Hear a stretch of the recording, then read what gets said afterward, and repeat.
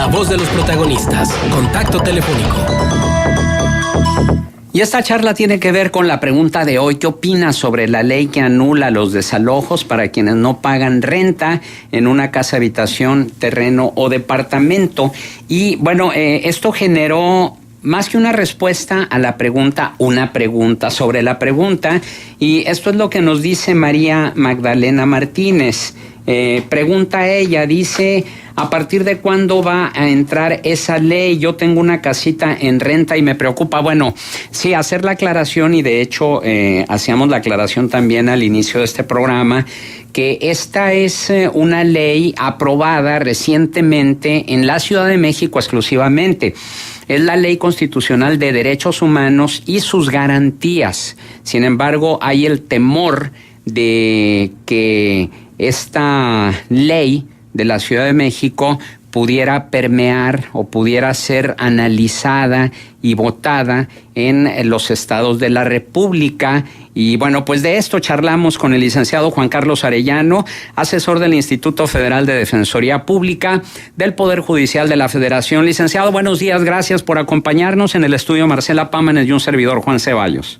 Buenos días, licenciado. Buenos días, Marcela. Es un placer estar con ustedes. Igualmente, licenciado, y bueno, pues para comentar al auditorio y darle un contexto y sobre todo esta inquietud que ha surgido de esta pues ley constitucional de derechos humanos y sus garantías de la Ciudad de México, que le atribuyen al gobierno intenciones atentatorias contra la propiedad privada y que prohíbe el desalojo legal a quienes incumplan con el pago de la renta de una vivienda.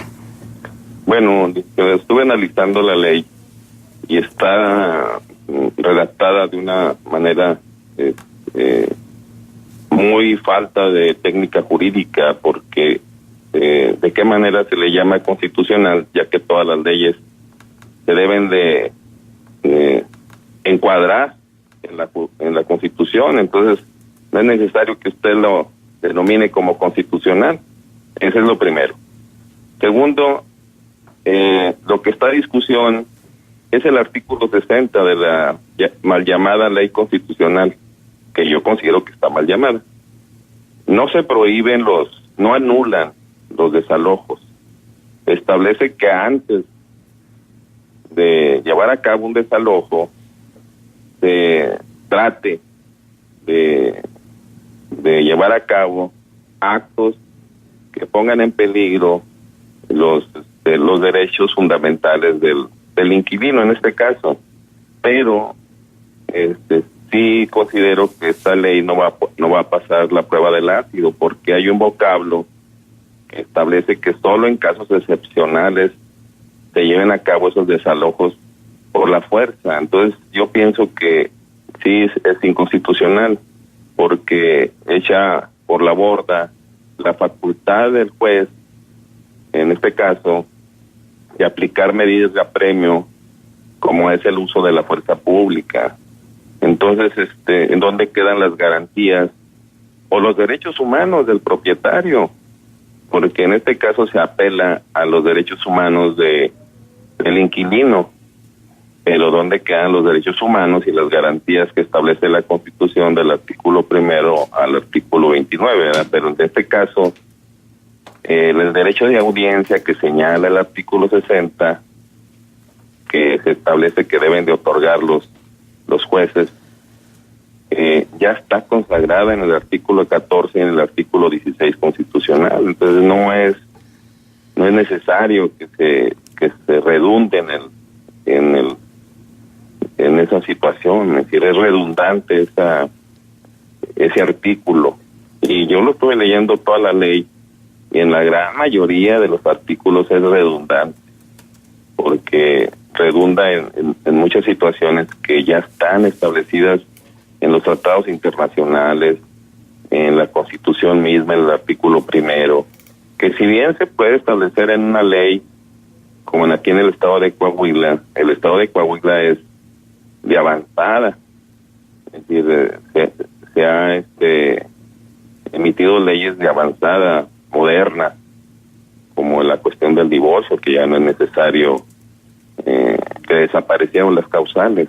Entonces, yo pienso que esa ley es retrógrada, es decir, nos echó para atrás no sé cuántos años, entonces no pienso que vaya a pasar la prueba del asilo. Ahora, los que están a favor de esa ley y quienes la aprobaron, aseguran que la intención no es negar a los propietarios de las viviendas la posibilidad de defenderse ante los inquilinos morosos. Según los argumentos que presentan, es que tratan de proteger a quien rentan una propiedad como vivienda y, como usted bien lo señala, para que no sean desalojados de una manera inhumana e injusta, impidiendo el uso innecesario de la fuerza pública, como suele suceder, y garantizando que se respeten los derechos de quienes no pueden seguir pagando una renta. Y bueno, también hay ciertos lineamientos de acción, como el hecho de que debe fungir como conciliador entre los intereses del arrendador y de los inquilinos, y llegado el momento, ubicar una nueva residencia a quienes deban dejar la propiedad que venían alquilando. Sin embargo, los detractores de esta ley dicen que pues no hay mecanismos institucionales ni recursos, ni personal siquiera con este recorte que se está realizando para que esas intenciones llegaran a realizarse, y lo que podría suceder como consecuencia es que muchos inquilinos aprovecharan la nueva disposición para dejar de pagar. ¿Qué opina al respecto? No, mire, lo que estoy comentando precisamente es que existe un vocablo que se introdujo de una manera muy desconocedora de la técnica jurídica, que establece que solo se deben de llevar en casos excepcionales el desalojo el desalojo con la fuerza pública, en donde se deben de cuidar que no se lesionen físicamente, que no se les lesionen su patrimonio a las personas que sean desalojadas, y luego ya carga al Estado la responsabilidad de que para que esas personas tengan una vivienda digna se le presenten oportunidades en un radio de 15 kilómetros de donde vivía. Entonces, toda esa cuestión es, si bien es cierto que se puede pensar que se está actuando en favor de los derechos humanos de los inquilinos, sí puede plantear la defensa que se están violentando sus derechos, porque la garantía de audiencia la están planteando después de que se emita la orden de desalojo, y esa garantía de audiencia se debe de otorgar en el momento en que son demandados. Yo pienso que se les daría 2 veces la garantía de audiencia, entonces se estaría violentando también las garantías individuales del propietario. Entonces, eso es lo que yo considero, ¿verdad? Que no es una ley redactada de manera adecuada, porque hay una sintaxis muy equivocada de la ley, vuelven a redundar sobre cuestiones que ya están establecidas en los códigos y en la misma Constitución. Es decir, no era necesario que se estableciera eso. Es decir, sabemos que los derechos del desalojado deben de salvaguardarse, es decir, deben de oírlo en el juicio, pero si ya fue oído en el juicio, deben de ordenar su desalojo. Si en el caso contrario él alega que nunca fue oído en el procedimiento, tiene a su alcance el juicio de amparo indirecto, ¿verdad? Pero hay ciertos requisitos que debe de cumplir. Yo pienso, ¿verdad?, que esa ley debe ser derogada, ese artículo sobre todo debe ser derogado. Uh-huh. Pero bueno, Juan Carlos, buenos días, te saluda Marcela Pámanes. Pero la ley ya está así, ¿no? Y eso es en la Ciudad de México. Sí. Y las posibilidades de que pudiera ampliarse a otras entidades de la República también ya las han señalado, y Juan lo decía en la introducción de esta conversación. Los códigos y las leyes de cada uno de los estados permitirían, o habría que adecuar las leyes para darle cabida a esta ley de desalojo que está ya pues como tal en la Ciudad de México. Mire, yo pienso, ¿verdad?, que los legisladores de la Ciudad de México se asesoraron muy mal. O sea, hay que tener conocimiento que las leyes en realidad no son elaboradas por los legisladores. Le dan una idea a los asesores y los asesores son los que redactan las leyes. Es decir, tienen total desconocimiento. Hay legisladores aquí, por ejemplo, te lo voy a citar, aquí en el estado de Coahuila, que sí son verdaderos legisladores.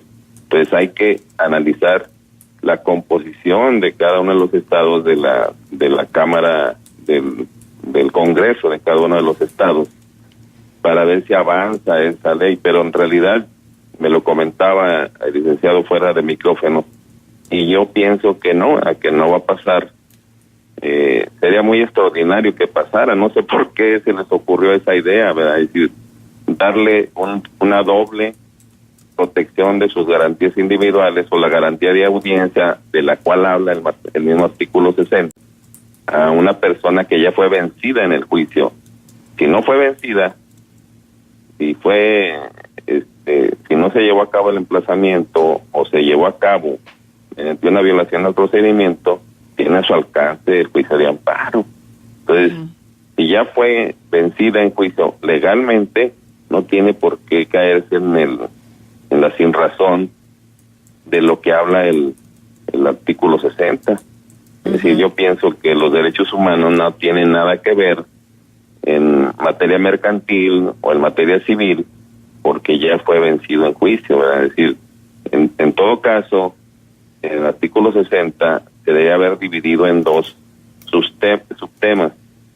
Es decir, que se respetaran los derechos humanos de la persona que es desalojada con el fin de que no se lesionen su dignidad, sus bienes materiales y su persona de manera física o sus sentimientos. Precisamente a propósito de ese artículo, del artículo 60, licenciado, me gustaría que nos explicara a qué se refiere, si es que tiene explicación, esto que dice de que antes de realizarse el desalojo, las personas que serán desalojadas tendrán derecho a, entre otras cosas, la debida indemnización en caso de ser privados de bienes y sufrir pérdidas inmateriales. ¿Qué se puede entender por pérdidas inmateriales? Es daño moral, por ejemplo. Es daño moral, o sea, por ejemplo, si hay que recordar que el daño moral es cuando una persona sufre menoscabo en sus creencias religiosas, en su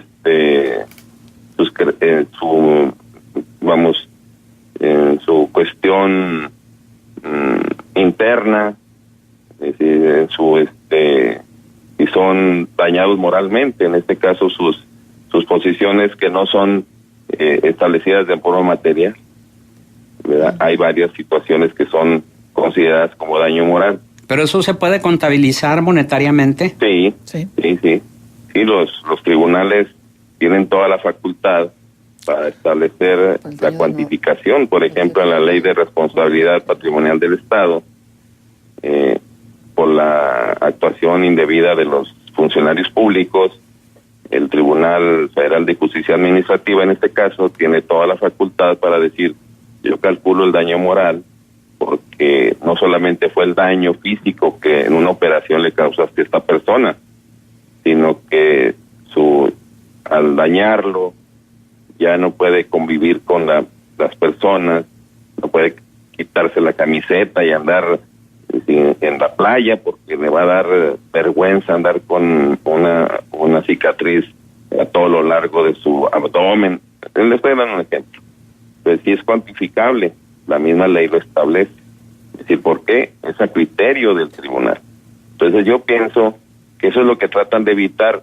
Bueno, vamos a suponer que en realidad sí sea benéfico para la persona. Es decir, tratan de evitar que las fuerzas públicas que tienen una fama tremenda roben artículos del interior de las viviendas, los dañen físicamente y los dañen moralmente.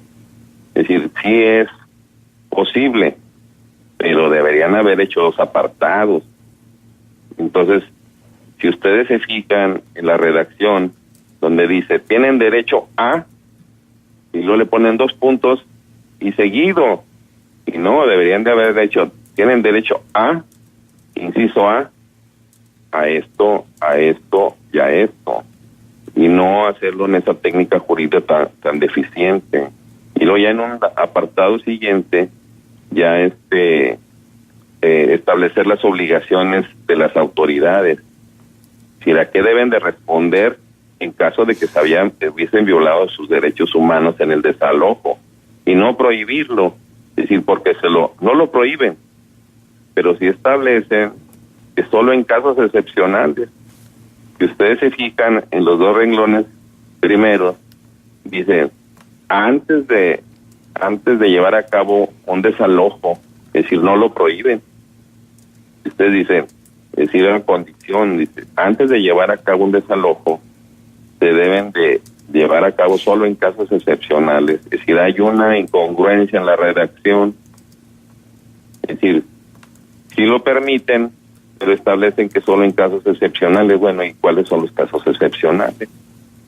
Es decir, hay una redacción totalmente amorfa de ese artículo, o sea, no lo explican. Es decir, por eso les comento de que los asesores no tienen ni idea de cómo haber redactado ese artículo, y se va a caer por su propio peso, esto estoy seguro. ¿Por qué? Porque no protegen los derechos del propietario. Está como la ley de congelamiento de rentas, ¿verdad? Tan criticada, y esa sí fue totalmente política. No sé si esto sea así, ¿verdad? Pero no va a pasar. O sea, yo pienso que van a derogarla. Y ahí se va una propuesta del PRD para que se derogue. Si la van a volver a presentar, me parece que fue presentada en enero, quizá ya se les pasó el término para presentar alguna controversia, y por eso van a presentar la derogación. Hay un comentario de Antonio, dice: gracias por la entrevista con el especialista, me tranquiliza. Yo había escuchado ayer acerca de esa noticia, sabía que era únicamente en el Distrito Federal, pero que había el temor de que se hiciera en el resto de los estados. Yo soy arrendatario y me preocupa el hecho de que pudiera haber, pero después de lo que escuché, no tengo de qué preocuparme, dice Antonio. No tiene de qué preocuparse. Hay que recordar que los estados son libres y soberanos, en primer lugar. En segundo, por ejemplo, en Coahuila, que fue el primer estado, de los primeros estados que propuso las relaciones entre personas del mismo sexo de manera muy adecuada, no lo llamó matrimonio. Entonces, pero sin dejar de reconocer los derechos de esas personas, que tienen todo el derecho de unirse a una persona de su mismo sexo. Entonces, somos estados de avanzada. No opino lo mismo de Durango, y con todo el respeto que merece, Durango es de los estados con más retraso legal. Uh-huh. Entonces, muy bien, el licenciado Juan Carlos Arellano, asesor del Instituto Federal de Defensoría Pública, agradecemos su participación para hacer estas pertinentes aclaraciones. No, al contrario, licenciado Marcela, fue un gusto. Igualmente, buenos días. Gracias. Gracias.